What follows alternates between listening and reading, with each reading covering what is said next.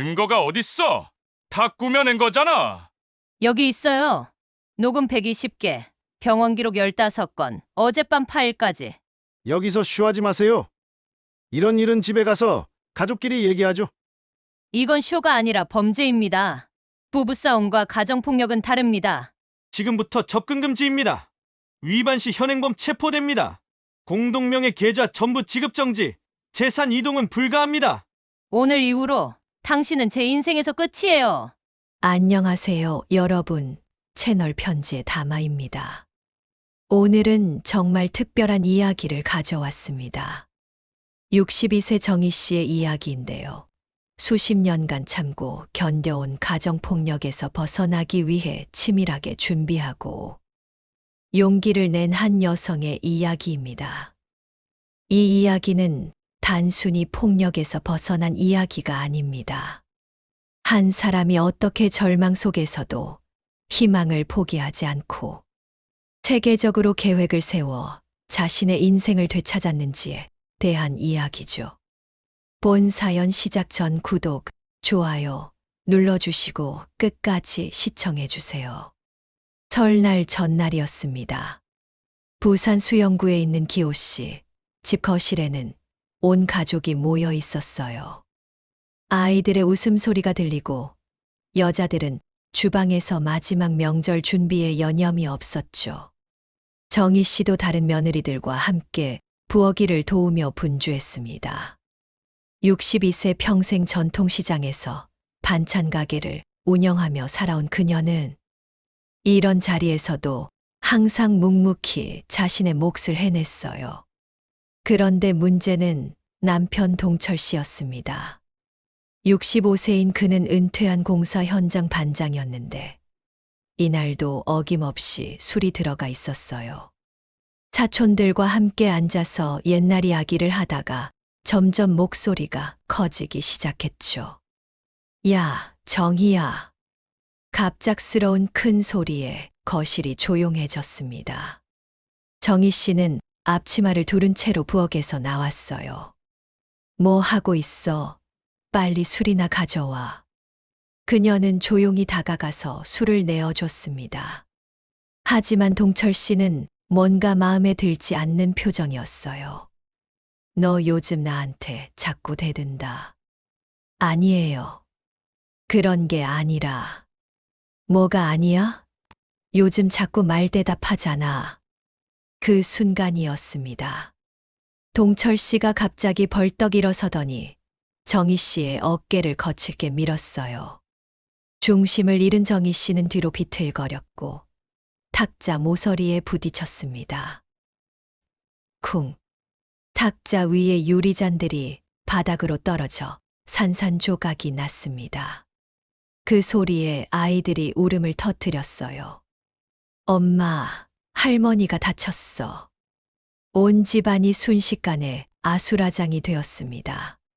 하지만 가장 충격적인 건 어른들의 반응이었어요. 아무도 동철 씨를 말리지 않았습니다. 그저 조용히 고개만 돌릴 뿐이었죠. 정희 씨는 깨진 유리에 베인 손을 보며 천천히 일어났습니다. 손에서는 피가 나고 있었지만 그녀의 눈빛만은 이전과 달랐어요. 뭔가 단단한 결심이 서린 것 같았습니다. 정희야, 괜찮아? 병원 가야 하는 거 아냐? 한 사촌이 걱정스럽게 물었지만 동철 씨가 즉시 끼어들었습니다. 뭔 병원이야.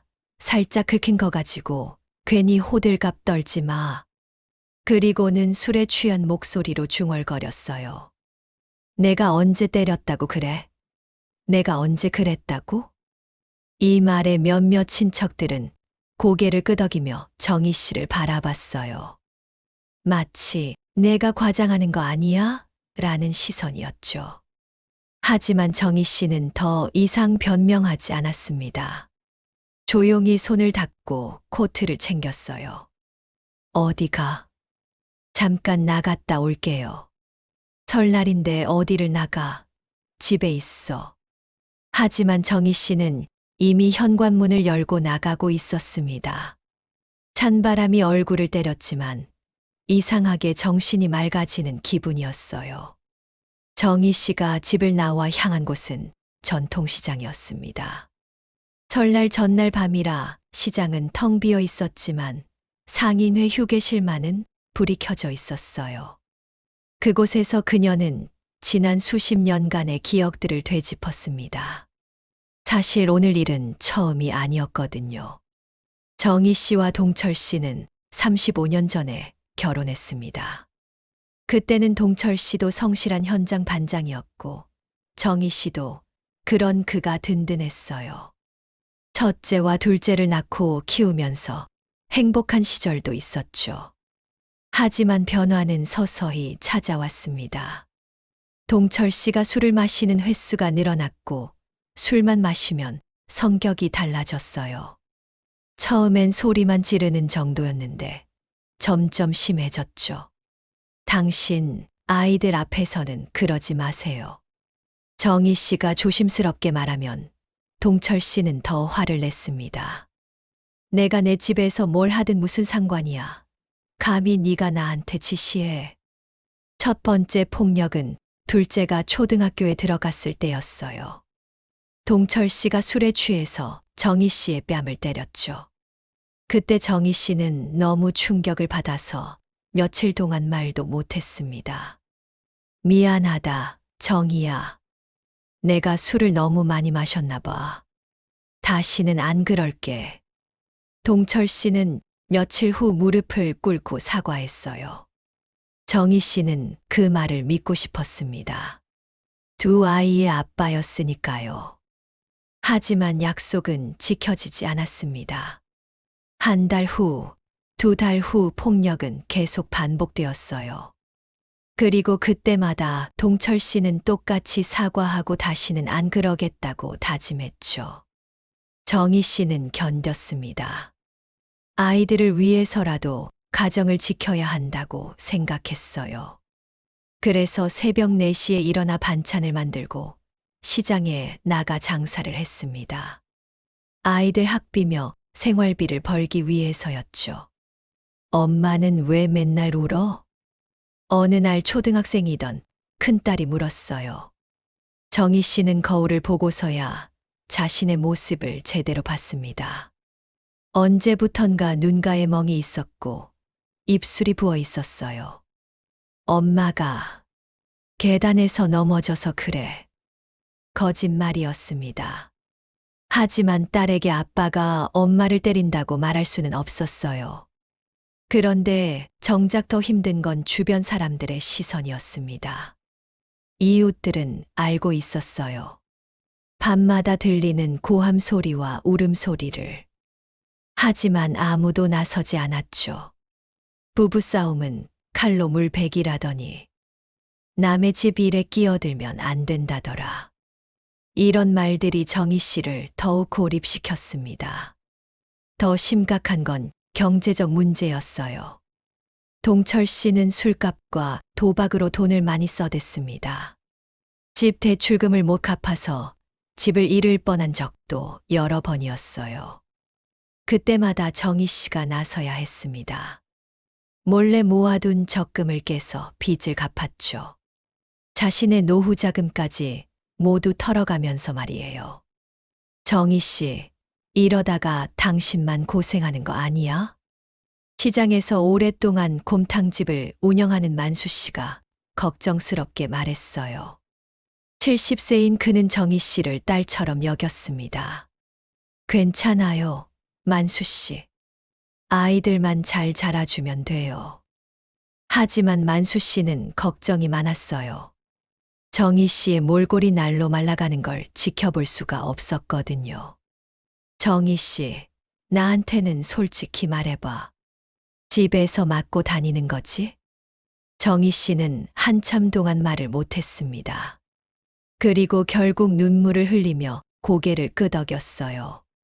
그날부터 만수 씨는 정희 씨에게 여러 번 말했습니다. 이혼해. 그런 놈하고 살지 말고. 하지만 정희 씨는 고개를 흔들었어요. 아이들이 아직 어렸어. 아이들한테 더 나쁜 영향이야. 엄마가 맞는 모습 보면서 크는 게 좋겠어. 만수 씨의 말이 맞다는 걸 정희 씨도 알고 있었습니다. 하지만 떠날 수가 없었어요. 경제적으로 독립할 자신이 없었거든요. 그렇게 또 10년, 20년이 흘렀습니다. 아이들은 어른이 되어 집을 떠났고 정희 씨와 동철 씨만 남게 되었어요. 그런데 아이들이 없어지니까 폭력이 더 심해졌습니다. 이제는 아예 숨길 필요도 없으니까요. 정희 씨가 진짜 변화를 결심하게 된 계기는 3년 전이었습니다. 주민센터에서 새로 온 사회복지사 은주 씨를 만났을 때였어요. 58세인 은주 씨는 가정폭력 상담을 전담하는 베테랑 사회복지사였습니다. 따뜻하면서도 전문적인 그녀의 모습에서 정희 씨는 뭔가 다른 걸 느꼈어요. 정희 씨, 혹시 집에서 힘든 일 있으시면 언제든 상담받으러 오세요. 은주 씨는 정희 씨가 복지관에 왔을 때마다 넌지시 말을 걸었습니다. 처음엔 정희 씨도 경계했어요. 괜히 이상한 소문이라도 날까 봐서요. 하지만 은주 씨는 절대 다그치거나 재촉하지 않았습니다. 그냥 차 한 잔씩 마시며 일상 이야기를 나눴죠. 정희 씨는 정말 대단하세요. 혼자서 반찬 가게 운영하시면서 아이들까지 다 키우시고. 아니에요. 그냥 할 일 한 거죠. 쉬운 일이 아닌데요. 요즘도 반찬 가게 혼자 하시죠. 네, 남편이 은퇴해서. 이제 제가 다 해야죠. 은주 씨는 정희 씨의 말 속에 숨은 뜻을 알아챘습니다. 그리고 조심스럽게 물었어요. 힘드시겠어요? 집에서도 도움을 못 받으시고. 그때 정희 씨의 눈가에 눈물이 글썽였습니다. 은주 씨는 더 이상 묻지 않았어요. 대신 명함 하나를 조용히 건넸습니다. 혹시 언제라도 도움이 필요하시면 연락 주세요. 24시간 언제든지요. 그날 밤 정희 씨는 그 명함을 오래도록 들여다봤습니다. 그리고 결심했어요. 더 이상 이렇게 살 수는 없다고. 하지만 정희 씨는 성급하게 행동하지 않았습니다. 60평생 살아온 경험으로 알고 있었거든요. 준비 없이 덤비면 더 큰 화를 당한다는 걸. 그래서 정희 씨는 차근차근 준비를 시작했습니다. 첫 번째로 증거를 모으기 시작했어요. 동철 씨가 술을 마시고 폭력을 휘두를 때마다 핸드폰으로 녹음을 했습니다. 처음엔 손이 떨려서 제대로 되지 않았지만 점점 익숙해졌어요. 야, 정희야, 빨리 밥 차려. 곧 해드릴게요. 곧이 언제야? 지금 당장 하라고. 딱. 뺨을 맞는 소리도 고스란히 녹음됐습니다. 정희 씨는 아픈 걸 참으면서도 녹음을 계속했어요. 두 번째로 병원 기록을 남겼습니다. 맞은 자리가 심하게 부었을 때는 꼭 병원에 가서 진료를 받았어요. 그리고 의사에게 솔직하게 말했습니다. 선생님, 집에서 넘어져서 다쳤어요. 이건 넘어져서 생긴 상처가 아닌 것 같은데요. 의사는 경험이 많았습니다. 가정폭력으로 인한 상처를 한눈에 알아봤죠. 환자분, 혹시 집에서? 네, 맞아요. 정희 씨는 더 이상 거짓말하지 않기로 했어요. 의사는 상처 사진을 찍고 상세한 기록을 남겼습니다. 세 번째로 재산을 파악했습니다. 동철 씨가 숨겨둔 돈이 얼마나 되는지, 어디에 있는지 하나하나 조사했어요. 평생 가계부를 써온 정희 씨였기 때문에 가능한 일이었죠. 이상하네. 이 돈은 어디서 나온 거지? 동철 씨 계좌에 출처가 불분명한 돈들이 들어오는 걸 발견했습니다. 나중에 알고 보니 사촌 기호 씨 명의로 돌려놓은 돈들이었어요. 네 번째로 법적 절차를 공부했습니다. 은주 씨의 도움을 받아서 보호명령, 이혼 소송, 재산 분할 등에 대해 하나하나 배웠어요. 정희 씨, 정말 대단하세요. 이 정도면 웬만한 변호사보다 더 잘 알고 계시네요. 은주 씨도 정희 씨의 꼼꼼함에 감탄했습니다. 어쩌다 보니 더 이상은 이렇게 살 순 없으니깐요. 정희 씨는 하나도 놓치지 않으려고 했어요. 이번이 마지막 기회라는 걸 알고 있었거든요. 그렇게 3년간 준비했습니다. 녹음 파일은 100개가 넘어갔고 병원 기록도 10건 이상 쌓였어요. 재산 목록도 완벽하게 정리했죠. 마지막으로 정희 씨는 동맹자들을 확보했습니다. 만수 씨와 은주 씨, 그리고 시장 상인들의 지지를 받았어요. 정희 씨, 우리가 다 도와줄 테니까 걱정하지 마. 만수 씨는 시장 CCTV 관리까지 맡아줬습니다. 정희 씨가 다쳐서 시장에 오는 모습들이 다 기록되어 있었거든요. 만수 씨, 정말 고마워요. 뭘 고마워해. 이건 당연한 일이야. 그리고 마침내 그 날이 왔습니다. 설날 전날 사촌집에서 벌어진 그 사건이요. 정희 씨가 사촌집에서 나와 시장 휴게실에 앉아 있을 때 손에는 핸드폰이 들려 있었어요. 그 안에는 방금 전 사촌집에서 일어난 일이 고스란히 녹음되어 있었죠. 만수 씨, 저예요. 정희 씨는 떨리는 목소리로 만수 씨에게 전화했습니다. 정희 씨, 이 시간에 웬일이야? 목소리가 왜 그래? 나 결심했어요. 이제는 그 일을 해야 할 것 같아요. 만수 씨는 즉시 알아들었습니다. 3년간 함께 준비해온 바로 그 일 말이에요. 알겠어. 지금 어디야? 시장 휴게실에 있어요. 10분만 기다려. 내가 금방 갈게. 만수 씨는 곧바로 집을 나섰고 동시에 은주 씨에게도 연락했습니다. 은주 씨, 정희 씨가 드디어 결심한 것 같아요. 은주 씨도 바로 이해했습니다. 그동안 정희 씨와 함께 철저히 준비해 왔었거든요. 알겠어요. 제가 지금 주민센터로 가겠습니다. 내일이 설날이라 시간이 중요해요. 한편 사촌집에서는 난리가 났습니다. 정희 씨가 나간 후 동철 씨가 더욱 화를 냈거든요. 그년이 어디 갔어? 설날인데 어디를 가? 기호 씨가 나섰습니다. 동철아, 진정해. 좀 있으면 올 거야. 형님, 요즘 정희가 이상해요. 말대답도 하고 뭔가 다른 속셈이 있는 것 같아요. 동철 씨는 술에 취해 중얼거렸습니다. 사실 그도 느끼고 있었어요. 최근 몇 달 동안 정희 씨가 달라졌다는 걸. 설마 다른 남자라도 있나? 야, 그런 소리 하지 마. 기호 씨가 말렸지만 동철 씨의 의심은 깊어졌습니다.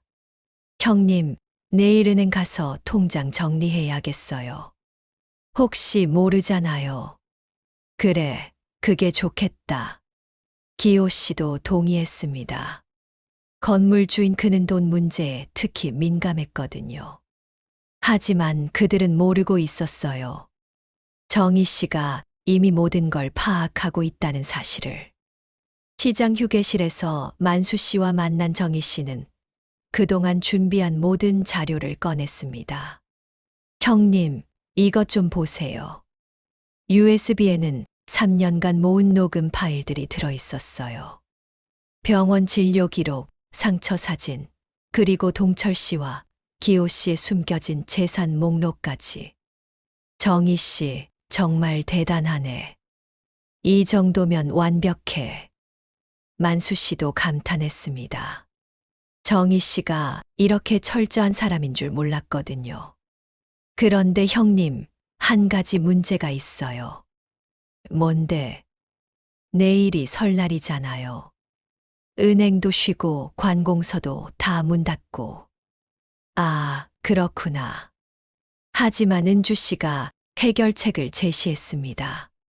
걱정하지 마세요. 응급 상황이니까 특별 조치가 가능해요. 제가 지금 준비할게요. 은주 씨는 밤늦게까지 관련 기관에 연락했습니다. 경찰서, 병원, 은행, 심지어 법원까지. 설날 전날이지만 응급 조치는 가능했어요. 정희 씨, 내일 아침 9시에 은행 앞에서 만나요. 모든 준비는 끝났어요. 정희 씨는 그날 밤 거의 잠을 자지 못했습니다. 35년간의 결혼 생활을 정리한다는 게 쉬운 일이 아니었거든요. 하지만 후회는 없었어요. 더 이상 참을 수 없었고, 이제는 정말 자신을 위해 살고 싶었거든요. 새벽 5시 정희 씨는 마지막으로 집에 들렀습니다. 필요한 물건들을 챙기기 위해서였어요. 동철 씨는 소파에서 골아 떨어져 있었습니다. 술 냄새가 진동했죠. 정희 씨는 조용히 자신의 물건들을 정리했습니다. 통장, 도장, 신분증, 그리고 가장 소중한 사진들. 엄마. 갑자기 동철 씨가 중얼거렸어요. 꿈에서 자기 어머니를 부르는 것 같았습니다. 정희 씨는 잠시 멈춰서 그를 바라봤어요. 젊었을 때는 정말 다정한 사람이었는데 언제부터 이렇게 변했을까요? 하지만 이제는 돌이킬 수 없었습니다. 너무 많은 상처가 있었고 너무 오랫동안 참았거든요. 잘 있어요. 정희 씨는 작은 목소리로 작별 인사를 했습니다. 그리고 집을 나섰어요. 설날 아침 9시, 은행 앞에는 예상했던 대로 두 무리의 사람들이 모여 있었습니다. 한쪽에는 정희 씨, 만수 씨, 은주 씨, 그리고 시장 상인들이 있었고, 다른 쪽에는 동철 씨와 기호 씨가 있었어요. 동철 씨는 밤새 술을 마셔서 얼굴이 퉁퉁 부어 있었고, 기호 씨는 정장을 차려입고 심각한 표정을 짓고 있었습니다. 정희야, 너 뭐 하는 거야? 동철 씨가 큰 소리로 물었어요. 통장 정리하러 왔어요. 뭔 통장 정리야? 집에 가자. 하지만 정희 씨는 꿈쩍도 하지 않았습니다. 저도 제 돈에 대한 권리가 있어요. 이 말에 기호 씨가 나섰습니다. 정희 씨, 무슨 일인지는 모르겠지만 가정사는 집에서 해결하세요. 여기서 소동 피우지 마시고. 기호 씨는 자신의 권위를 앞세웠어요. 건물주이고 동네 유지라는 것을 내세우며 정희 씨를 압박했습니다. 여기 구경거리도 아니고 경찰까지 부를 필요 있나요? 그런데 그 순간 은주 씨가 나서더니 기호 씨에게 명함을 건넸어요. 안녕하세요. 저는 동래구청 가정폭력 전담 상담사 은주라고 합니다. 기호 씨의 얼굴이 굳어졌습니다. 가정폭력이라는 단어가 나오자 주변 시선이 달라졌거든요. 뭔? 가정폭력이요? 이건 그냥 부부싸움인데. 부부싸움과 가정폭력은 다릅니다. 그리고 저희는 이미 3년간 이 사안을 준비해 왔어요. 은주 씨의 차분하지만 단호한 말에 동철 씨도 당황했습니다. 3년간 뭘 준비했다는 거야? 그때 은행 문이 열렸어요. 지점장이 직접 나와서 상황을 파악했습니다. 어떻게 된 일입니까? 은주 씨가 미리 준비한 서류들을 내밀었어요. 가정폭력 피해자 보호를 위한 임시조치 요청서입니다. 공동명의 계좌의 지급정지와 피해자 보호 조치가 필요합니다. 지점장은 서류를 살펴보더니 고개를 끄덕였습니다. 법적 절차에 따라 처리하겠습니다. 우선 사무실로 들어오시죠. 하지만 기호 씨가 가로막았어요. 잠깐만요. 이건 잘못된 거 아닙니까? 동철 씨가 언제 부인을 때렸다고? 그러면 증거를 보시겠어요? 정희 씨가 처음으로 큰 소리를 냈습니다. 그동안 조용히 있던 그녀가 갑자기 변한 모습에 모두가 놀랐어요. 증거, 뭔 증거? 3년간 모은 녹음 파일 120개, 병원 진료 기록 15건, 상처 사진 50장. 그리고 정희 씨가 USB를 꺼내 들었습니다. 어젯밤 사촌 집에서 일어난 일도 다 녹음되어 있어요. 동철 씨와 기호 씨의 얼굴이 창백해졌습니다. 특히 어젯밤 일은 친척들 앞에서 벌어진 일이라 더욱 충격적이었어요. 정희야, 너 언제부터 이런 짓을? 언제부터냐고요? 당신이 저를 처음 때린 날부터요.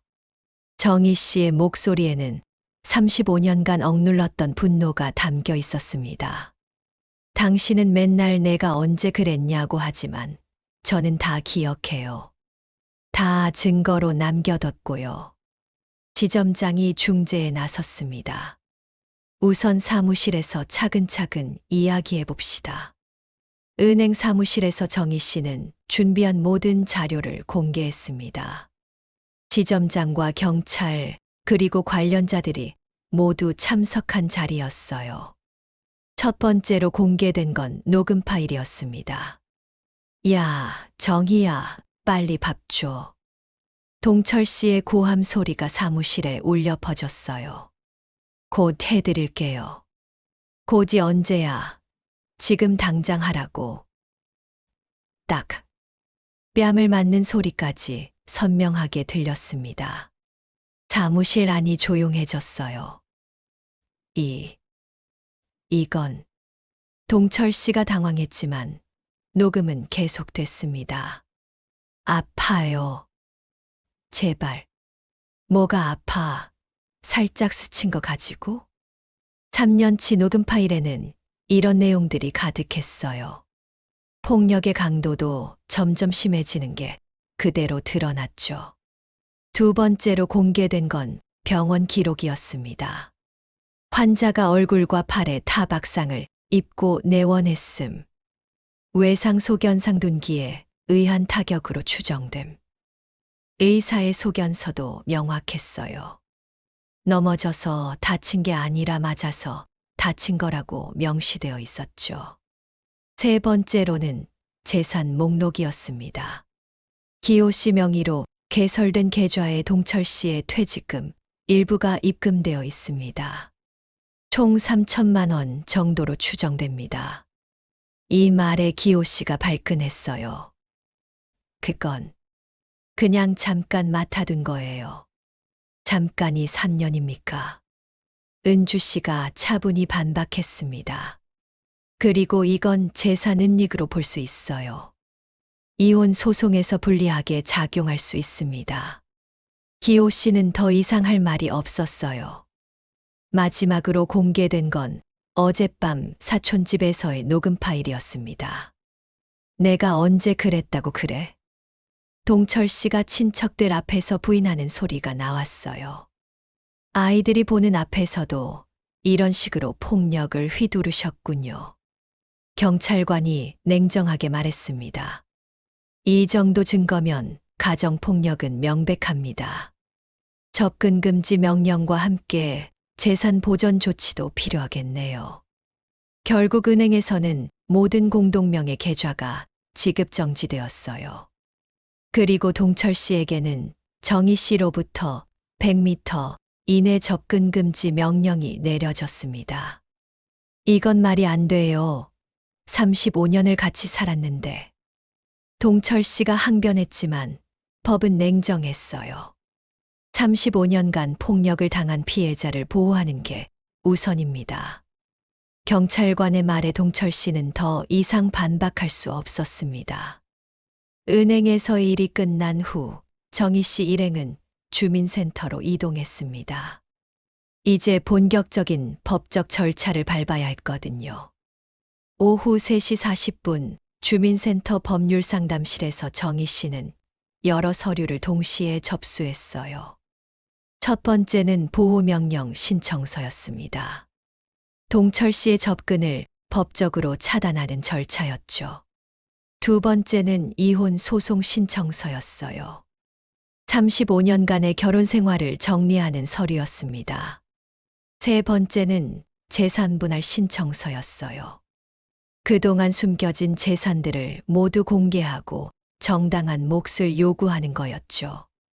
네 번째는 퇴직금 가압류 신청서였습니다. 동철 씨의 퇴직금이 더 이상 숨겨지지 않도록 하는 조치였어요. 마지막으로는 안전숙소 입소 신청과 휴대폰, 긴급 호출 설정이었습니다. 정희 씨, 정말 대단하시네요. 이 모든 걸 혼자 준비하셨다니. 법률 상담사도 감탄했어요. 혼자 한 게 아니에요. 많은 분들이 도와주셨어요. 정희 씨는 은주 씨와 만수 씨를 바라보며 고마워했습니다. 그런데 정희 씨, 정말 후회 안 하시겠어요? 이혼하면 혼자 살아야 하는데. 혼자 사는 게 둘이 살면서 맞는 것보다 나아요. 정희 씨의 대답은 단호했습니다.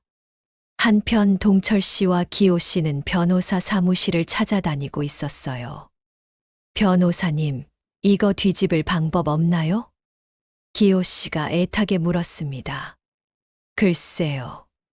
증거가 너무 확실해서. 변호사도 난처해했어요.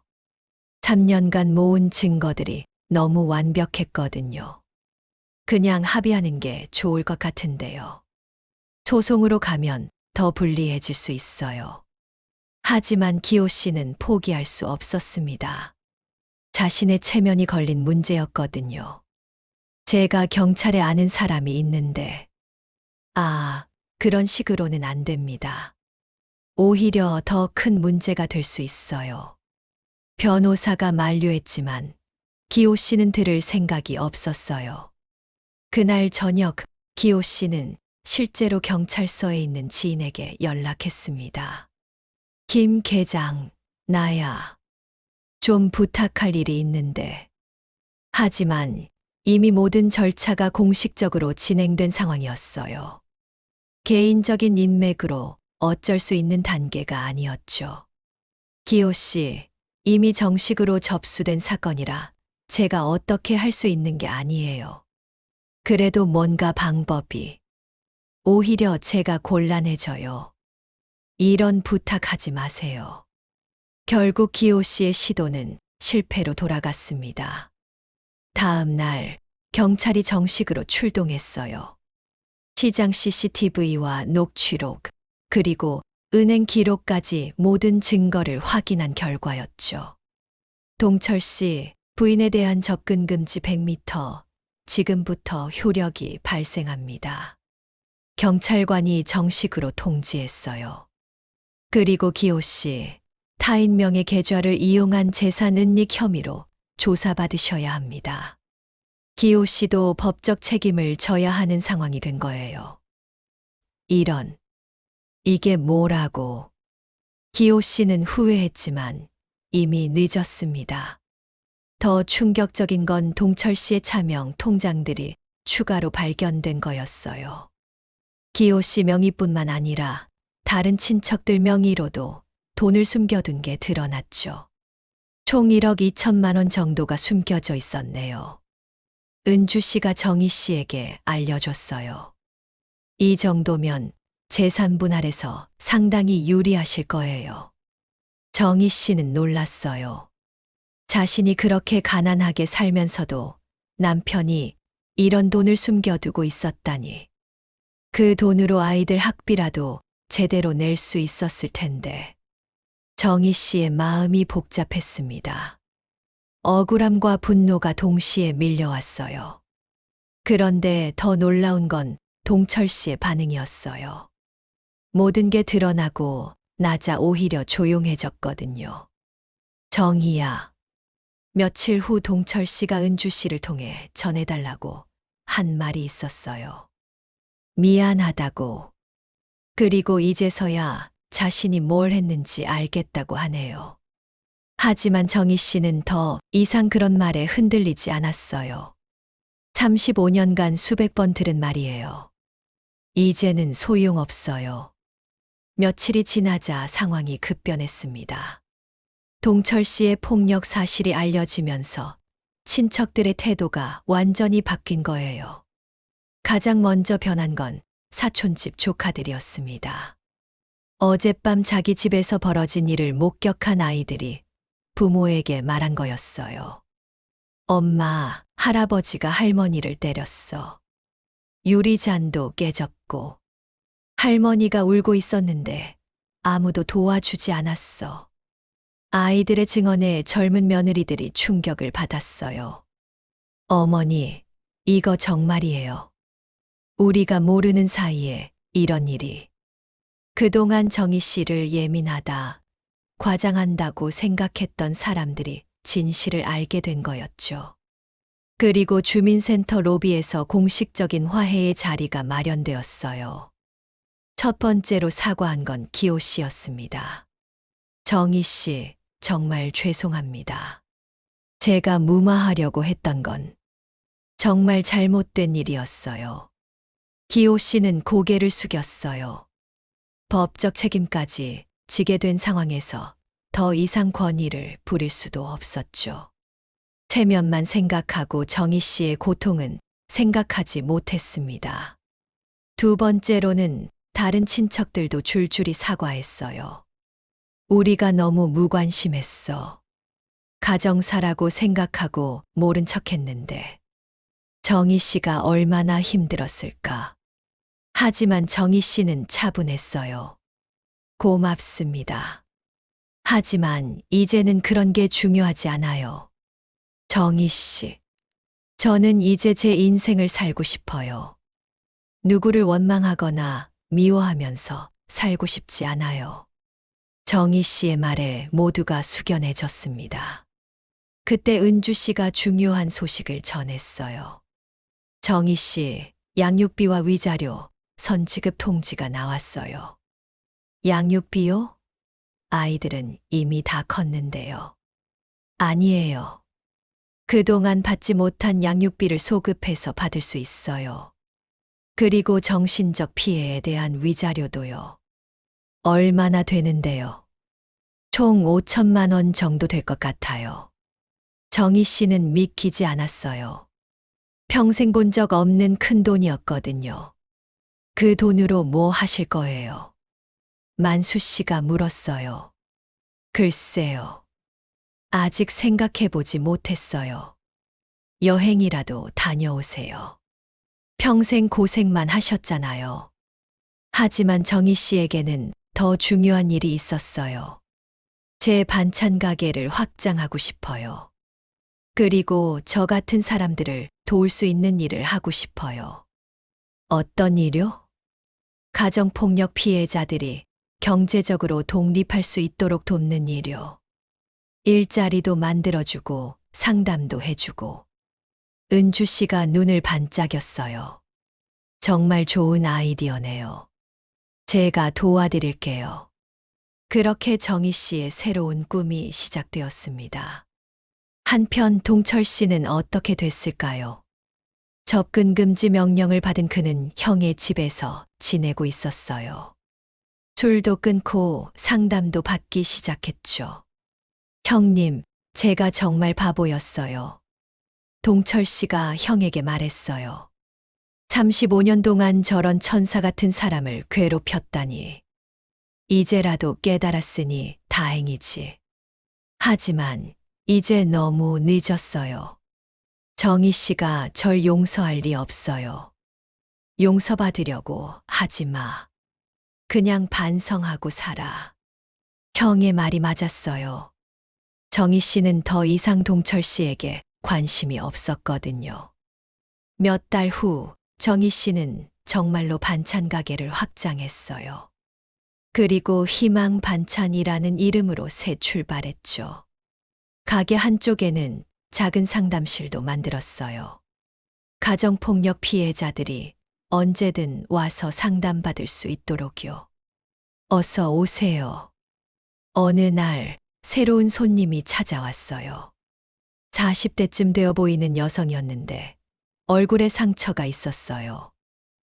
혹시 여기서 상담도 해주신다고 들었는데. 네, 물론이죠. 들어오세요. 정희 씨는 그 여성을 상담실로 안내했어요. 저도 예전에 같은 일을 겪었어요. 혼자가 아니에요. 정희 씨의 따뜻한 말에 그 여성이 울음을 터뜨렸습니다. 정말 벗어날 수 있을까요? 물론이죠. 저도 62세에 벗어났어요. 늦지 않았어요. 그렇게 정희 씨는 자신의 경험을 바탕으로 다른 사람들을 돕기 시작했어요. 은주 씨도 정기적으로 찾아와서 법적 상담을 해줬고, 만수 씨는 시장 상인들과 함께 경제적 지원을 해줬어요. 정희 씨, 정말 대단해요. 이제 이 동네에서 가장 존경받는 사람이 되셨네요. 존경받으려고 한 게 아니에요. 그냥 제가 할 수 있는 일을 한 거예요. 그리고 1년 후 정희 씨는 조용히 새 열쇠를 쥐었어요. 자신만의 새 집 열쇠였죠. 위자료와 재산 분할로 받은 돈으로 작은 아파트를 샀거든요. 드디어 제 집이 생겼네요. 정희 씨는 창문 너머로 보이는 바다를 바라보며 미소 지었어요. 부산 앞바다가 햇살에 반짝이고 있었거든요. 이 이야기는 2025년 현재까지도 계속되고 있습니다. 정희 씨는 지금도 희망 반찬 가게를 운영하면서 많은 사람들을 도우고 있어요. 그녀가 도운 여성들만 해도 벌써 20명이 넘습니다. 그 중에는 성공적으로 독립한 사람들도 있고, 아직 준비 중인 사람들도 있어요. 가장 중요한 건 포기하지 않는 거예요. 정희 씨가 항상 하는 말입니다. 나이가 많다고, 준비가 부족하다고 포기하면 안 돼요. 언제든 새로 시작할 수 있어요. 동철 씨는 정희 씨에게 편지를 보내기도 하지만 그녀는 읽지 않습니다. 이미 관계를 회복할 수 있는 시간은 지났거든요. 기호 씨는 법적 처벌을 받은 후 많이 달라졌어요. 이제는 가정폭력 예방 캠페인에 후원을 하기도 하죠. 은주 씨는 여전히 사회복지사로 일하면서 정희 씨와 함께 피해자들을 돕고 있어요. 만수 씨는 80세가 넘었지만 여전히 곰탕집을 운영하면서 정희 씨의 든든한 지원자 역할을 하고 있습니다. 여러분, 이 이야기를 통해 우리가 배울 수 있는 것은 무엇일까요? 첫째, 폭력은 절대사적인 문제가 아니라는 것입니다. 우리 모두가 관심을 가지고 도와야 할 사회 문제예요. 둘째, 철저한 준비가 얼마나 중요한지 알 수 있습니다. 정희 씨가 3년간 증거를 모으고 법적 절차를 공부한 것이 성공의 열쇠였어요. 셋째, 혼자가 아니라는 것입니다. 은주 씨, 만수 씨 같은 동맹자들이 있었기에 가능한 일이었죠. 마지막으로 언제든 새로 시작할 수 있다는 것입니다. 62세의 정희 씨도 할 수 있었다면 여러분도 할 수 있어요. 혹시 지금 비슷한 상황에 계신 분이 있다면 혼자 고민하지 마세요. 주변의 도움을 요청하고 전문기관의 상담을 받으세요. 여러분도 정희 씨처럼 용기를 내세요. 그리고 새로운 삶을 시작하세요. 여러분도 남에게 말하지 못한 고민이 있으시다면 댓글로 남겨주세요. 사연이 마음에 드셨다면 구독, 좋아요 부탁드려요. 감사합니다.